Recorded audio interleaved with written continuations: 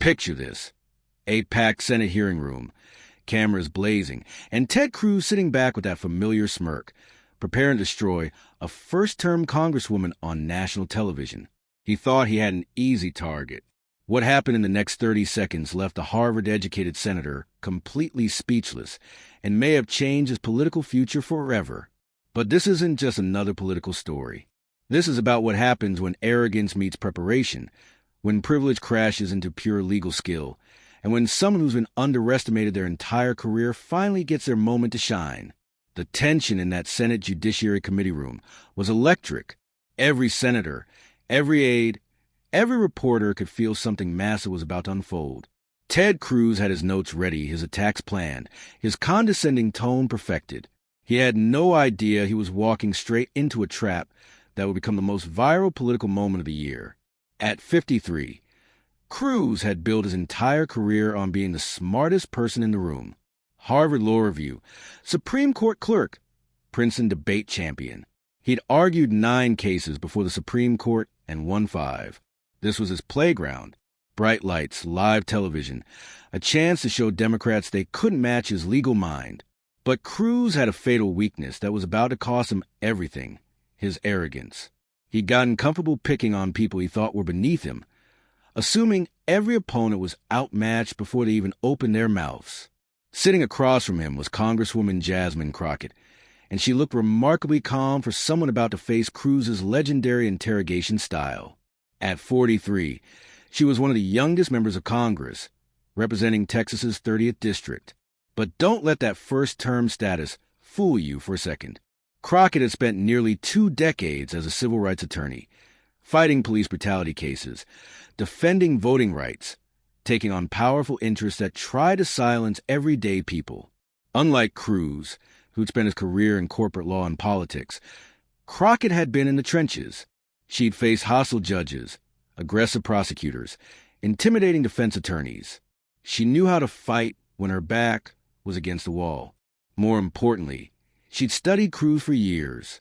She knew his tactics, his weaknesses, and his biggest blind spot. He always underestimated women, especially black women. The cameras rolled as Cruz leaned forward, adjusted his glasses, and spoke with that condescending tone he perfected over years of Senate hearings. "Congresswoman Crockett," he began, his voice dripping with false politeness, "I appreciate you taking time from your busy schedule to join us today. I know being a first-term member of Congress must keep you very occupied." The insult was subtle but clear. He was calling her inexperienced, suggesting she was in over her head. Crockett nodded politely, saying nothing. She knew this was just a warm-up. "Now you've made some serious allegations about voter integrity laws in Texas," Cruz continued, building toward his attack. "You've called them Jim Crow 2.0.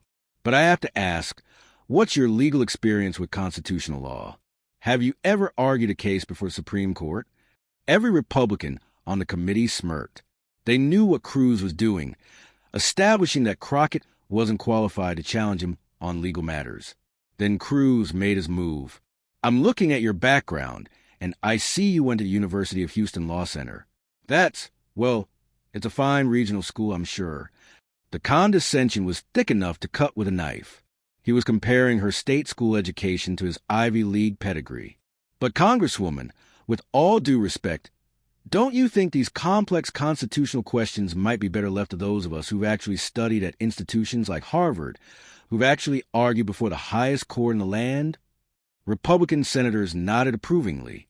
Cruz was doing what he did best, using his credentials as a weapon. And then Cruz made his fatal mistake. He chuckled. It wasn't a big laugh, just a small dismissive sound that the microphones picked up perfectly. But it said everything.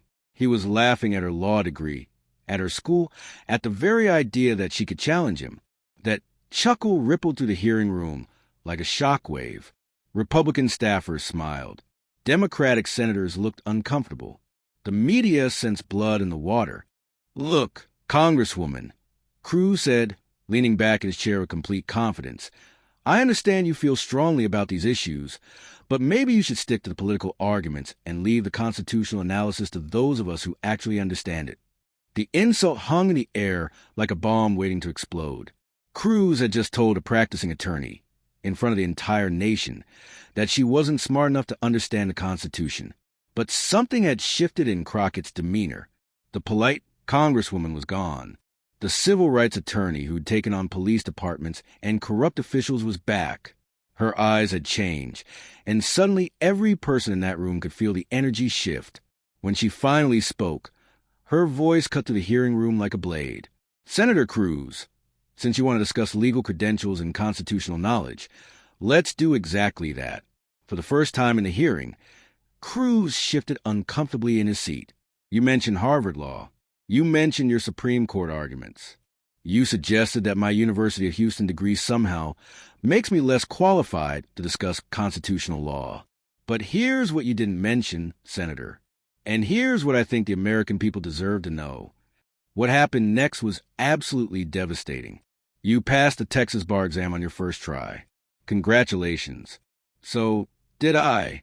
But here's the interesting part. You scored in the 70th percentile. I scored in the 95th percentile." The room went dead silent. Cruz's face went pale. "Now I know what you're thinking," Crockett continued, her voice getting stronger. "Maybe that's not fair to compare since we took the exam years apart. So let's talk about something more recent. You mentioned arguing before the Supreme Court. 5 wins out of 9 cases. That a 55% success rate. Respectable." She paused, letting that sink in. "I've tried 47 civil rights cases in federal court. I've won 43 of them. That's a 91% success rate. And unlike your cases, Senator, mine weren't backed by the full resources of the state of Texas. Mine were David versus Goliath cases, where I was fighting for people who couldn't afford Harvard lawyers." But Crockett wasn't done. She was just getting started. "You want to talk about constitutional law? Let's talk about constitutional law. I've successfully argued that voter ID laws violate the 14th Amendment. I've won cases establishing that polling place closures constitute discriminatory voting practices.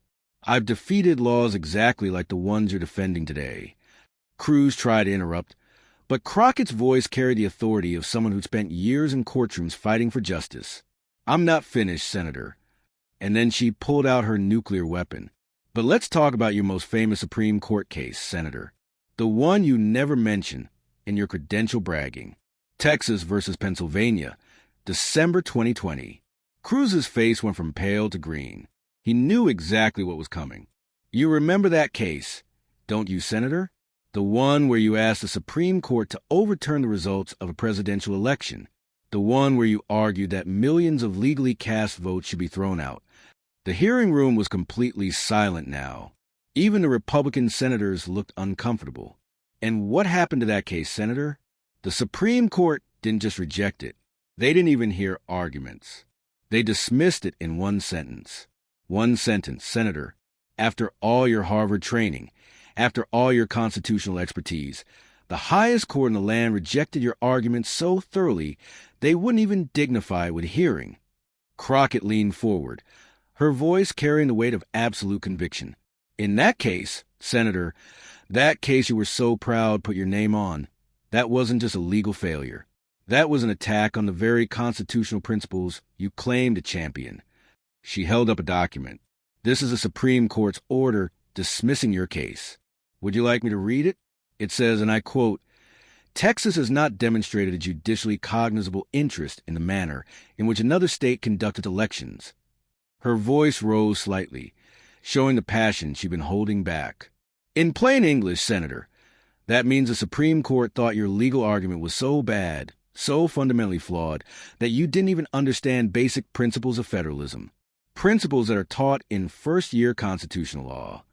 But even after this complete destruction, Crockett had one final bomb to drop. "You want to know the difference between us, Senator? When I lose a case, it's because I was fighting against unlimited resources and systemic bias. When you lose a case, it's because you put politics above the Constitution." She stood up slightly, her voice carrying across the room with devastating clarity. "I've spent my career defending the voting rights you're trying to destroy. I've won cases protecting the exact people your laws are designed to silence. And I didn't need a Harvard degree to do it. I just needed to actually understand the Constitution instead of using it as a political prop." Cruz finally found his voice, but it came out as a weak stammer. "Congresswoman, that's not, you're mischaracterizing my record." But Crockett cut him off with surgical precision. "Am I, Senator? Because I have the court documents right here. I have the dismissal orders. I have the success rates. Which part am I mischaracterizing?" Cruz looked around the room desperately, seeking support from his Republican colleagues, but they were all staring at their notes, unwilling to make eye contact. And then Crockett delivered her final strike with the precision of a master surgeon. "Here's what the American people need to understand, Senator. You didn't laugh at my law degree because you thought it was inferior. You laughed because you were threatened. You were threatened by a black woman who earned her success instead of inheriting it, who fought for justice instead of playing political games, who actually understand the Constitution instead of just memorizing it for debate points." Her voice was steady but filled with power. "I may have gone to a regional school, Senator, but I learned something there that Harvard apparently didn't teach you. I learned that the law isn't about showing how smart you are. It's about protecting people who can't protect themselves. And judging by your record, that's a lesson you still need to learn." The hearing room erupted. For the first time in his political career, Ted Cruz had absolutely nothing to say. Within minutes, the hashtag Jasmine Crockett destroys Cruz was trending worldwide. The clip went viral faster than any political content in recent memory, racking up millions of views across every platform. International news outlets picked up the story. Law schools began using it as a teaching tool. Cruz's attempt at damage control only made things worse. His weak statement claiming he'd been ambushed with personal attacks was met with brutal responses online. When he tried to appear on Fox News to defend himself, even his usual allies couldn't help but acknowledge the devastating nature of his defeat. The moment represented something larger than just one heated exchange. It showed in the modern political arena, preparation matters more than pedigree. Facts trump credentials, and anyone who underestimates their opponent does so at their own peril. Crockett became a rising star overnight, receiving speaking invitations from the very institutions Cruz had used to try to intimidate her. But perhaps most importantly, young people watching at home, particularly young women and people of color, saw proof that they could take on anyone, anywhere, as long as they came prepared. The story of Ted Cruz laughing at Jasmine Crockett's law degree became a cautionary tale about the dangers of arrogance and the power of preparation. It proved that it's not where you went to school that matters. It's what you learn there and how you use that knowledge to serve others. Cruz learned the hard way that underestimating your opponent isn't just risky. It can be career-ending. And Crockett proved that sometimes the best response to a bully isn't to back down, but to stand up, speak truth, and show the world what real strength looks like.